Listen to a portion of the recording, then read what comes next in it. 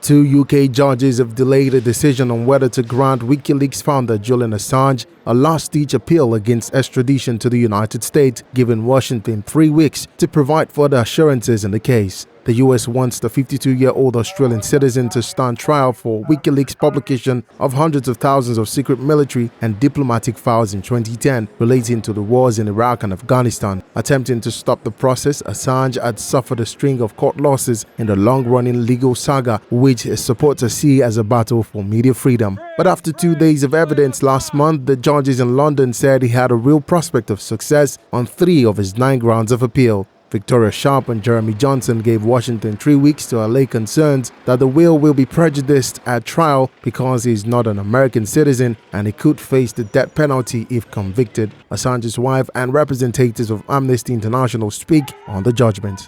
Today's decision is astounding. The courts recognize that Julian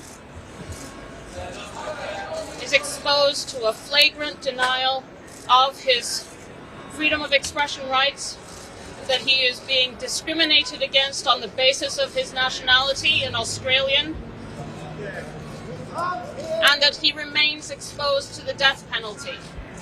And yet, what the courts have done have been to invite a political intervention from the United States to send a letter saying it's all okay.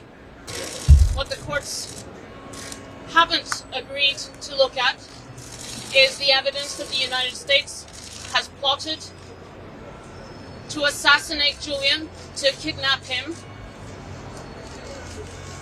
because if it acknowledges that, then of course he can't be sent to the United States. So what the court is essentially asking the US to do is promise it that if he were extradited to the US, he'd have the same ability to defend himself as a US citizen accused of the same. And in the previous hearing, the US were unable to promise that. So this is the court asking for something new.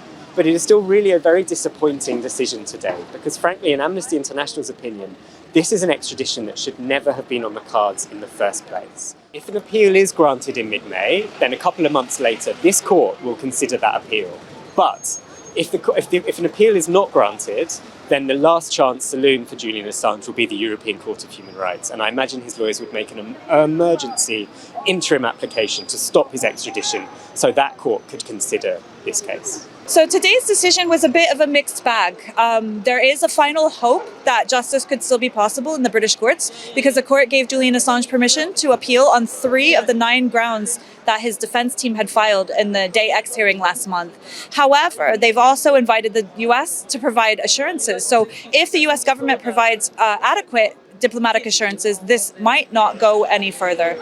There have been some deadlines set, and we'll see what comes out of the US in the coming weeks. And a hearing was appointed for the 20th of May. So this might be the end of the line at that point. So we defend Julian Assange because of the implications of his case for journalism and press freedom around the world. We believe he was targeted for journalistic reasons. The publication of the leaked classified information informed public interest reporting around the world. And the precedent that would be set will impact journalists and media organizations far beyond the borders of the US. So that is what is at stake here. Tuesday's ruling, which was released online, means Assange will remain at the high-security prison in southeast London, where he has been held since 2019. He did not attend February's hearing either in person or remotely due to illness. If he is eventually granted another appeal, the case will be heard in a London court. But if the judges are swayed by the US's reassurance, Assange will have exhausted all UK appeals and then be extradited.